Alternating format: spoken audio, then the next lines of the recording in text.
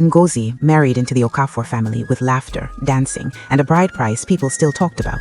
She was gentle, too gentle, the kind of woman who knelt to greet everyone, even children. The first year passed. No child yet, but God is faithful, she smiled. The second year passed. Whispers started crawling behind her back like ants. By the third year, the whispers had grown teeth. At the village stream, women stopped making space for her calabash. At meetings, she was seated at the back, far from others. Children were warned not to sit on her wrapper. Her mother-in-law, Mama Okafor, made sure Ngozi never forgot her failure. "Woman," she would shout, banging her walking stick on the floor, "did you come here to waste my son's destiny?" Food Ngozi cooked was rejected. Clothes she washed were thrown back at her. Every morning began with insults. Every night ended in tears. Her husband, Chinedu, tried at first. "Be patient," he said, but patience dries up when poisoned daily. The family elders called meetings without Ngozi. They pressured Chinedu. "A man without children is a dead tree," they told him. "Take another wife." When Ngozi heard, she didn't scream, she didn't fight. She simply went quiet. And silence in Omora was dangerous. The new wife, Amara, arrived like rain in Hamatan, young, loud, fertile-looking. Mama Okafor danced for 3 days. "Now we will see blood in this house," she shouted. Ngozi was moved to a small room at the back. She cooked for everyone but ate alone. Months passed. No pregnancy. Then a year. Amara started visiting hospitals secretly. Doctors whispered things she didn't understand. Still, nothing. That was when fear entered the house. The day truth stood up. During the New Yam festival, the entire village gathered. Drums beat, masquerades danced. Then an unexpected visitor arrived. A doctor from the city, holding a brown envelope. He asked for Chinedu. The elders gathered. The women pressed closer. The doctor spoke calmly, but his words cut like a bleed. "I treated this man 2 years ago," he said. "Chinedu Okafor is medically infertile." Silence fell like death. Mama Okafor laughed nervously. "You are lying." The doctor opened the file. "Test results don't lie. Both women are healthy." Gasps exploded across the square. Ngozi's knees gave way. So it was never her. Never.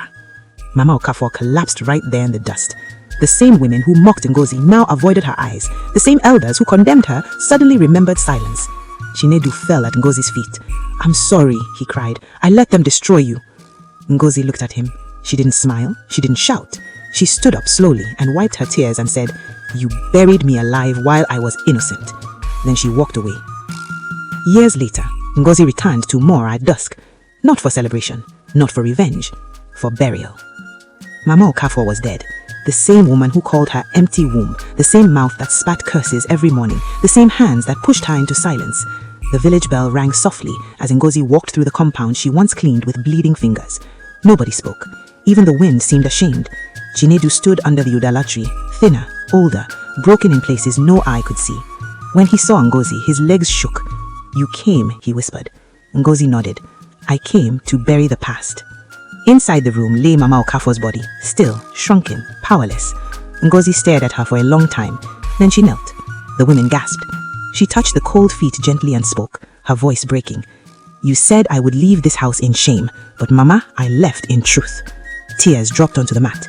"I begged God to give me a child so you would love me, but God chose to give me strength instead." Chinedu fell on his knees behind her, sobbing like a child. "I failed you," he cried. "I let them bury you while you were alive." Ngozi stood slowly and turned to him. Her eyes were wet, but empty of hope. "I died here, Chinedu," she said quietly. "The woman you're apologizing to is only a shadow." She reached into her bag and brought out a small framed photo. 2 smiling children. Not his. "I found love elsewhere," she continued. "Not as a wife, not as a mother by blood, but as a human being." The elders bowed their heads. The women wept openly. Ngozi placed the photo beside Mama Okafor's body. "So you can see," she whispered, "that I was never barren." She walked out as the bell rang again. This time, not for death, but for a truth that arrived too late to save anyone.